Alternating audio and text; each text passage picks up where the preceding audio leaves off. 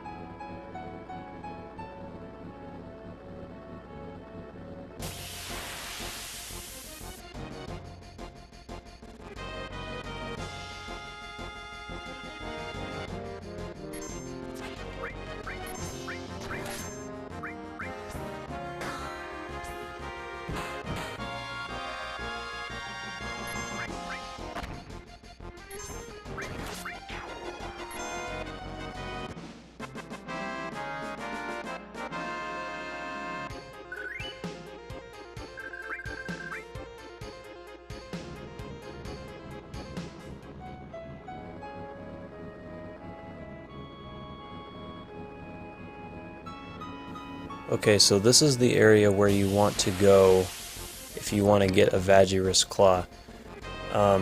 These are the enemies that you fight to get them. You have to steal from them in order for it to work. Now here's the hard part. These guys, the lower the level you are, the higher the percentage chance you have of getting one. Once you get past level 77, it is impossible for you to steal one of these things. So the lower the level you are, the better chance you have of getting one.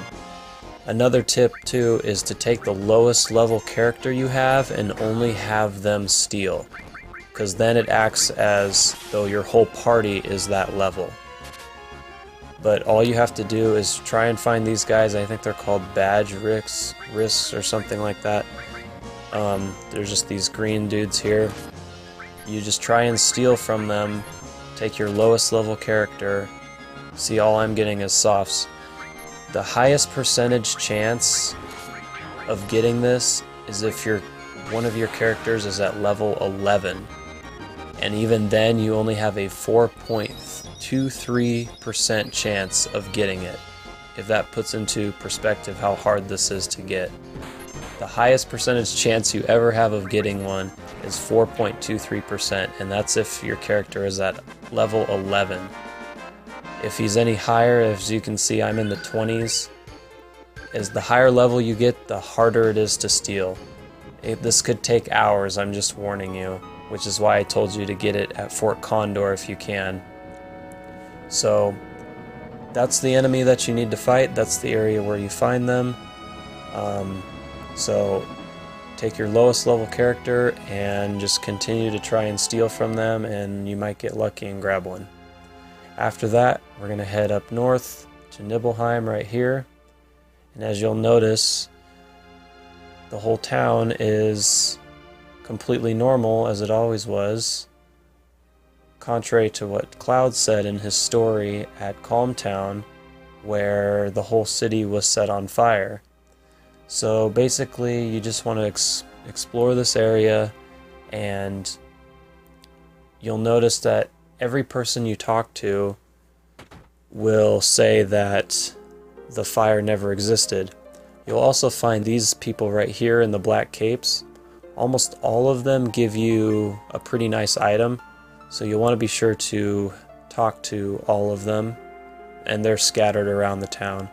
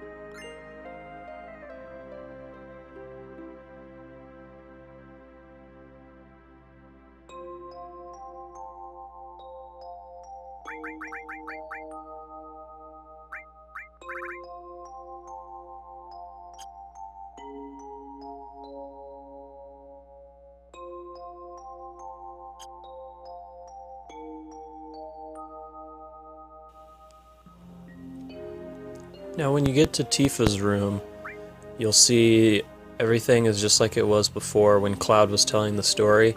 You also can play the piano like you did in the story, which you will want to do 3 times. And I will put the order of how you play in the description.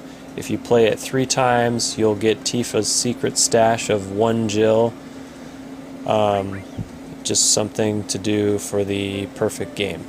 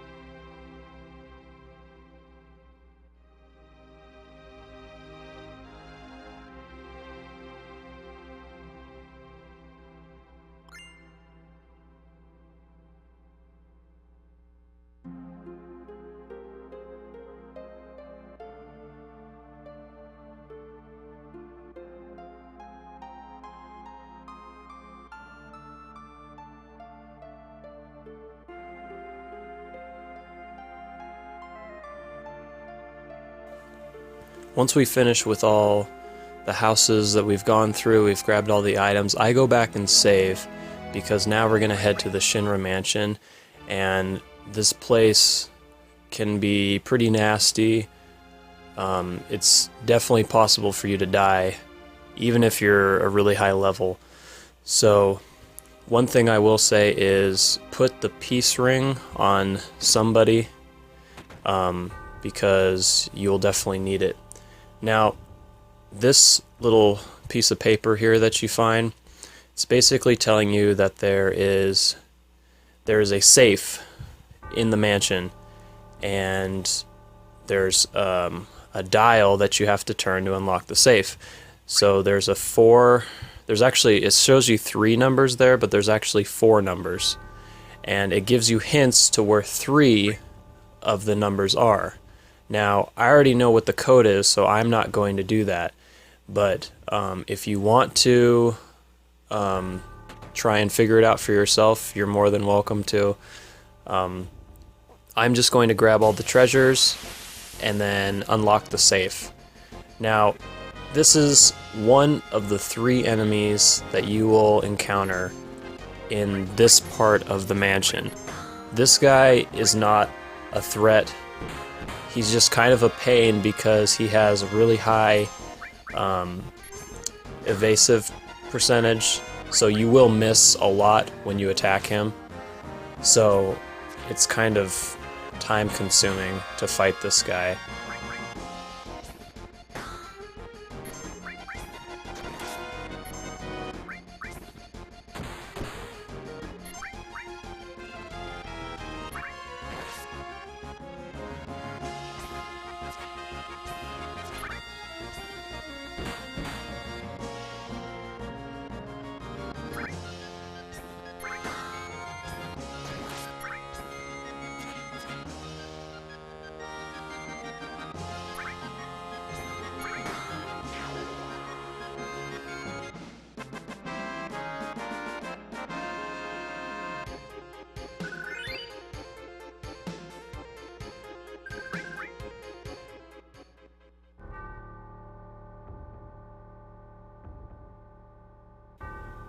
So going down that path doesn't really have anything for you. If you come down this way, there's the silver phone for Kate Sith.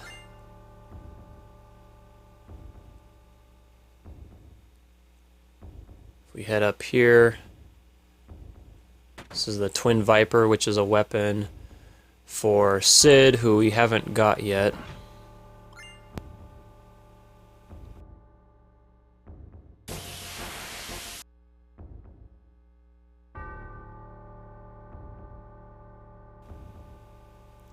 Now I went right here.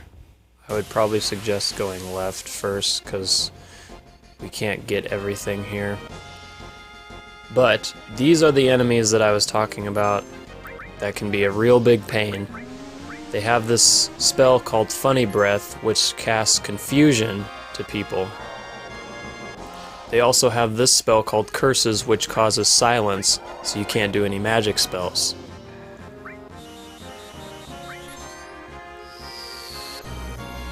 So here I tried to cast Beta because I wanted to kill them as fast as possible, and because I was confused, I did it to myself, killing almost my entire party, so I run away.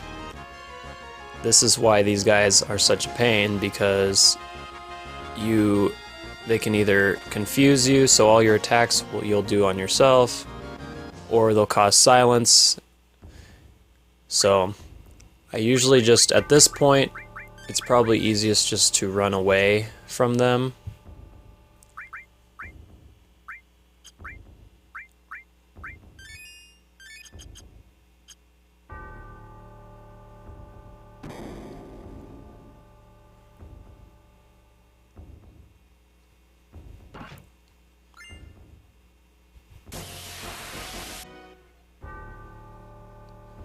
Now we got those chests, we're gonna head back to the left, which is where I would have gone first. I should have. Now, in this little area here to the left is where I find these characters the most. These guys have an enemy skill. There it is, the 4 question marks. That is an enemy skill that you can get. So, from what I've been told, the easiest way to get it is to not attack them at all. So just let them continue to attack you, and they're going to do that enemy skill a lot more often. Apparently it had to do with the programming of this game. It was a bug that they didn't realize they had, but really I guess the main way for them to cast that enemy skill is for you not to attack them. So I'm not going to show you the entire battle here, but basically I ended up just standing here and waiting for them to cast that 4 question mark spell until both my characters with the enemy skills got it.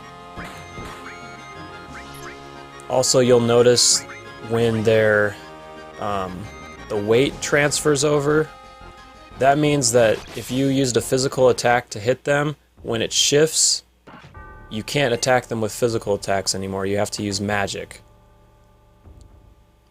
We got the enemy launcher there. That's a weapon for Barrett. Now this is the code to get into this safe. Now this is also why I wanted you to save before, because this is a boss fight coming up, and he's a difficult one. So that is the code. I'll also write it in the description if you couldn't figure out what it was.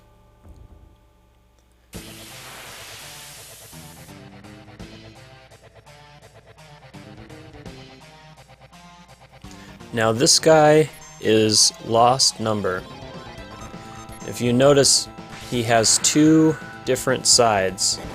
He's one of the more interesting bosses in the entire game because what you do to him determines what he is weak against and what he is strong against. So the purple side of him, the one on the right, is his physical side. The one on the left is his magic side. So right now he can cast both magic spells and do physical damage. Now during the fight he will lose one of those parts.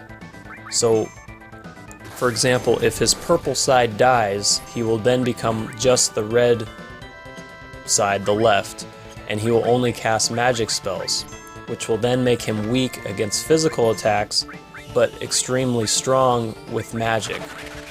And then vice versa on the other side. If the purple side lives and the red side dies, then he will only do physical attacks and be weak against magic and very strong against physical attacks. So you get to choose what you want to fight against. Now how do you choose that? The very last attack that you have before he changes determines what side lives and what side dies. So if you want the magic side to live, you want your last attack before he dies, or half of him dies, you want it to be magic. If you want the purple side to live, you want to hit him with a regular attack. Now I want the magic side to live because I think it's a lot easier. So you see, I just cast Aqua Lung and his purple side died. So now I don't want to cast any more magic. I want to do physical attacks only to him, because that's what he's weaker against. The reason why I want the magic side is because if you let the red side die and he has the purple side, he has this one attack called Lost Blow, and it does around 2,000 damage.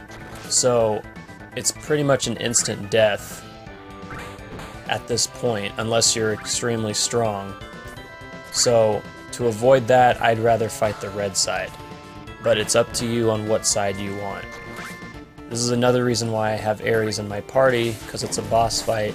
She has her limit break planet protector, which makes you invulnerable temporary towards anything. So right now we have the red side alive, so I'm just doing regular attacks, because if I were to cast magic right now, it wouldn't do very much, if anything, to him. If you end up having the red side die, however, and you fight the purple side, be sure to use only magic spells against him, because that's what he's weak against. There's no point in doing a regular attack towards him.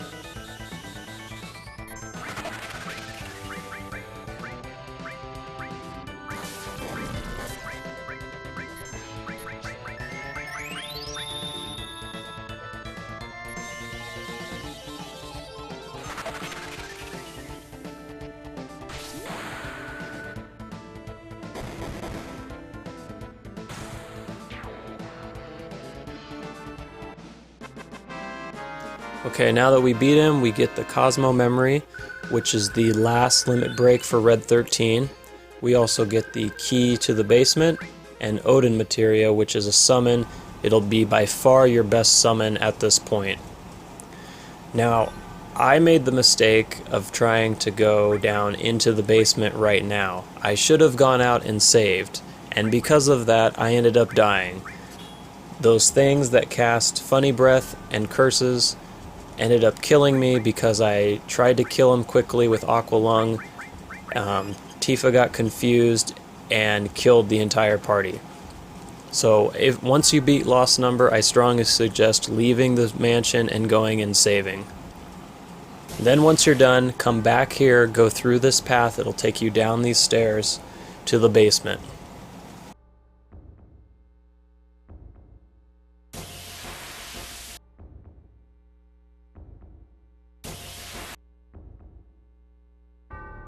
Once we get into the basement, we have the key, so now we can head into this door. If you come down here without the key, you can't get into this room. You're going to have two different enemies that you can fight in this area of the mansion. This is one of them. These are the bats. I don't actually end up encountering the other enemy. It's the enemy's called Yin Yang. It's a two-headed monster. The easiest thing to do is just to run away, because the more you attack it, the angrier it gets and the stronger it gets. So, but it's up to you, it doesn't really matter.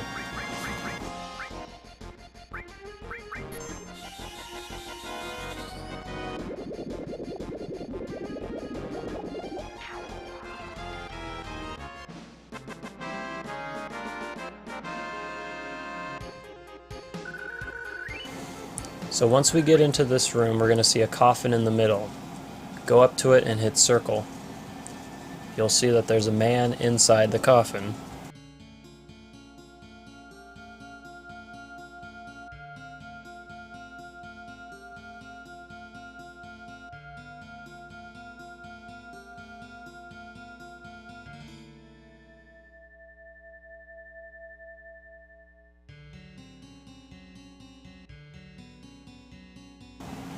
Now when you have the chance to choose, say, talk about Sephiroth,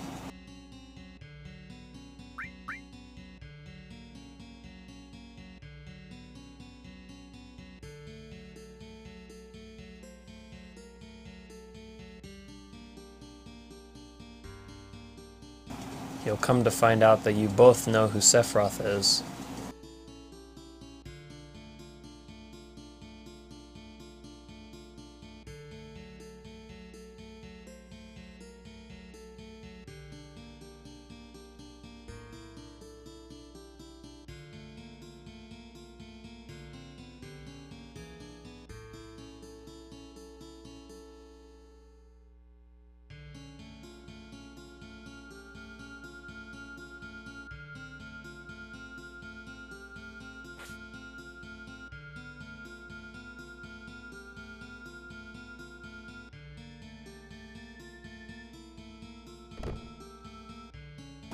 So now he tells you to leave, but before you do, hit circle again and open up his coffin and ask him who he is.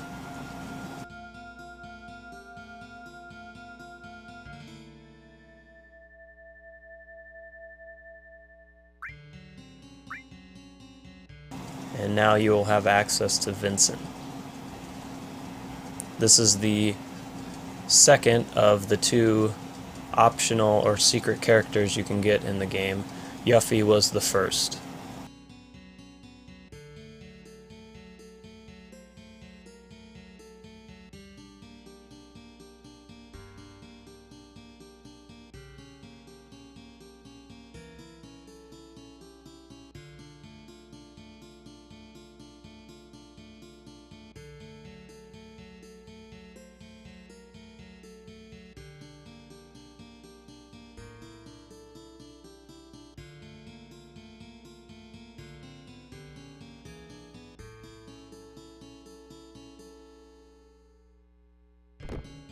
Now this time, you actually leave him alone. Head to the right, and we're going to come into this library. If you remember, this is where Sephiroth spent a lot of his time during the story that Cloud was telling. And sure enough, who do we see?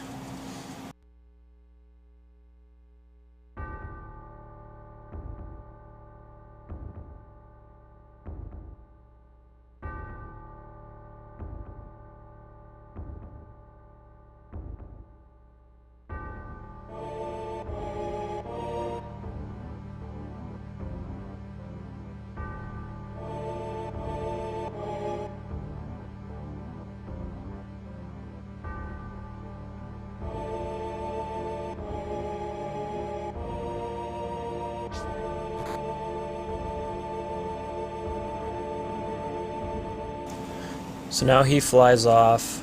Be sure to grab the materia he threw at you, destruct. There's nothing else for you in here. So now we're going to head out, back out of the mansion.